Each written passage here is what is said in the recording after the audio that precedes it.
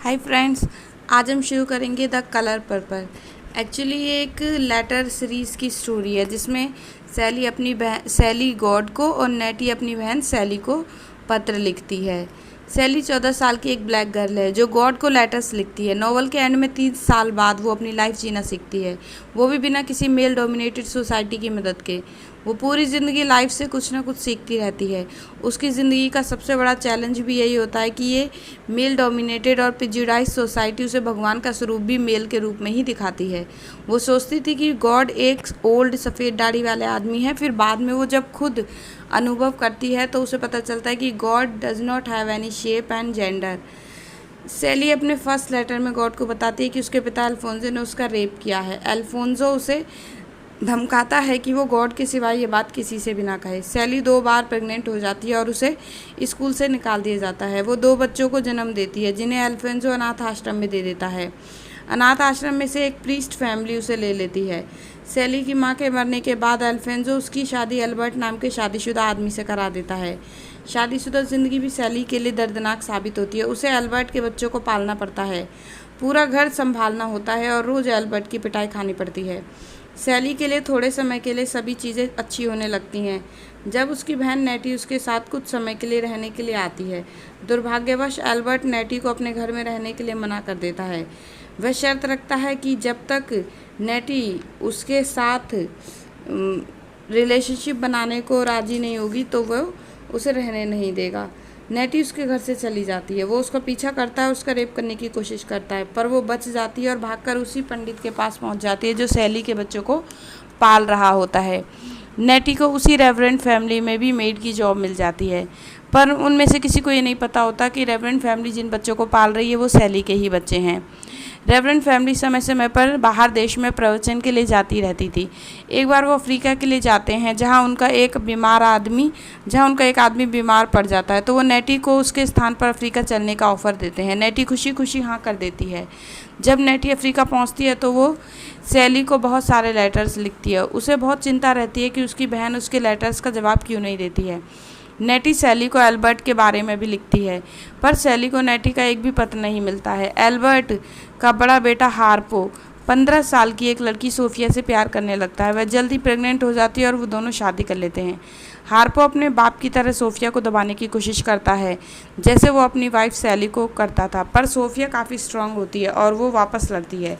कुछ समय बाद सोफिया हार्पो से बहुत ज़्यादा तंग आ जाती है और उसे छोड़कर वो अपनी बहन ओडिशा के पास रहने के लिए चली जाती है। एल्बर्ट को पता चलता है कि उसकी बहुत पहले की गर्लफ्रेंड शुग एवरी बीमार है। वह उसे घर लाता है और सैली को उसकी देखभाल करने के लिए कहता है। सैली खुशी खुशी उसकी सेवा करती है।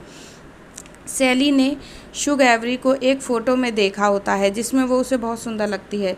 शुरुआत में शुग सैली के साथ गुस्से वाला बिहेवियर रखती है, पर जल्द ही वो उसे पसंद करने लगती है। हार्पो अपने घर को जूक जॉइंट यानी एक बार में बदल देता है। जब सोफिया चली जाती है पर वहाँ को उस बार में कोई आता नहीं है।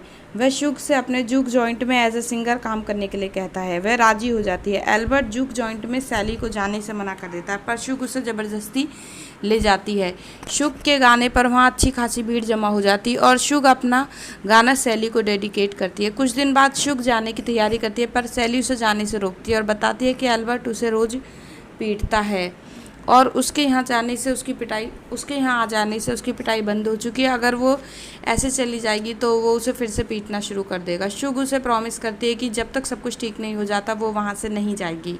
शुग को ये भी पता चलता है कि सैली ने कभी अपने पति के साथ शादीशुदा लाइफ को एंजॉय नहीं किया। शुग सैली को सिखाती है कि कैसे शादीशुदा ज़िंदगी में खुश रहा जा सकता है, पर शुग को जल्द ये बात पता चलती है कि सैली एल्बर्ट में इंटरेस्टेड ही नहीं है, उसे औरतों में इंटरेस्ट है।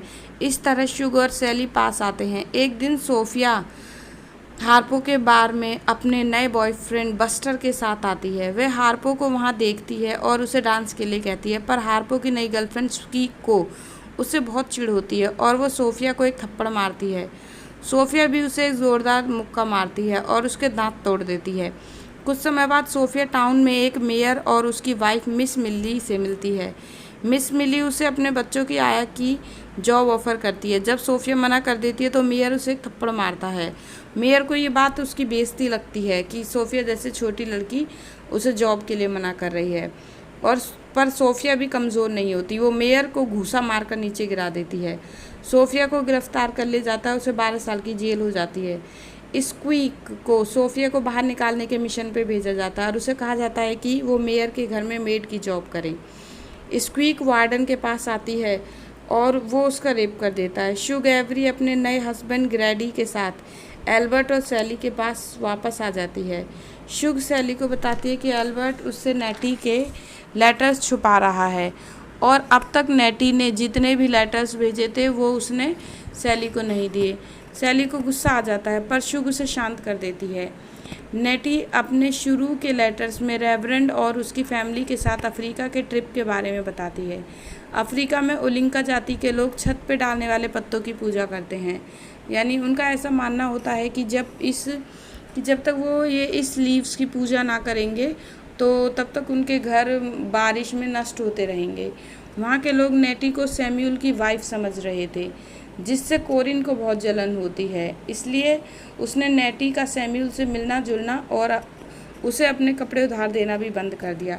कोरिन को एक बार तेज बुखार आ जाता है और वो मर जाती है, पर मरने से पहले उसे नेटी और एडॉप्टेड बच्चों की सच्चाई पता चल जाती है।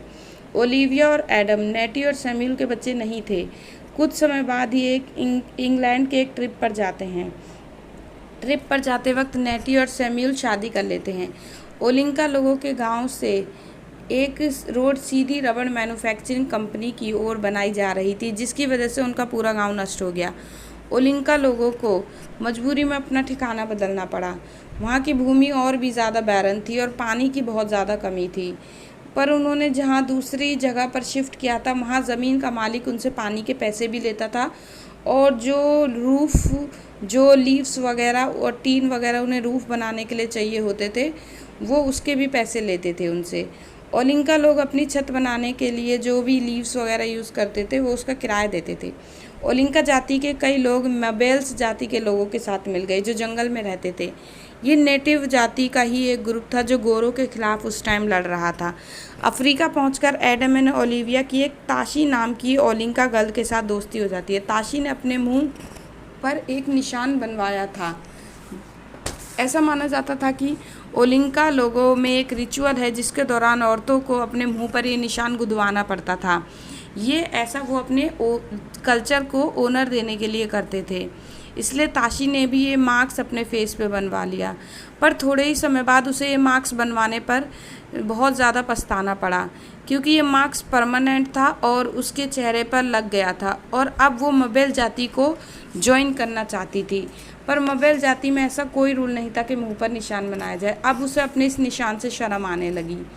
एडम उसके पीछे गया और उसे घर ले आया और उसे शादी के लिए कहा, पर वो मना कर देती है ताशी।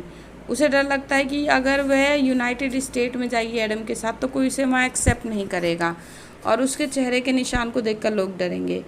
एडम ने उसके इस डर को दूर करने के लिए अपने मुंह पर भी ऐसा ही निशान बना लिया ताकि वो दोनों एक जैसे लगें और ताशी को भी शर्म महसूस ना हो। एडम ताशी से शादी कर लेता है और पूरी फैमिली अपने घर लौटने को तैयारी करने लगती है। नेटी के सारे लेटर्स मिल जाने पर सैली घर छोड़कर जाने का फैसला कर लेती है।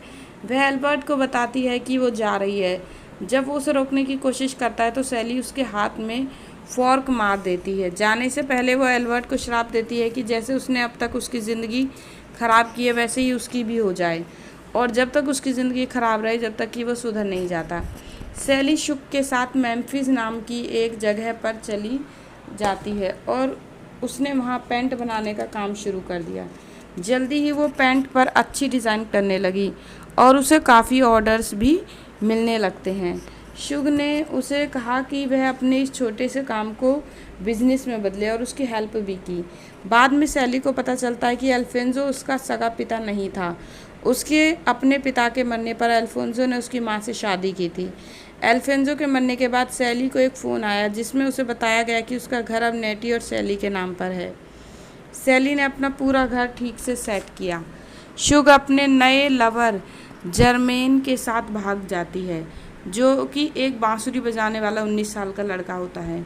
सैली को शुग के जाने का बहुत अफसोस होता है, पर जब भी वो सोफिया की बेटी हेनरीटा से मिलने जाती है तो उसकी मुलाकात एल्बर्ट से हो जाती है। एल्बर्ट अब काफ़ी बदल चुका था। जब से सैली ने उसे छोड़ा था वह बहुत कमज़ोर हो गया था और ऑलमोस्ट उसकी हालत बिल्कुल मरने जैसी हो जाती है।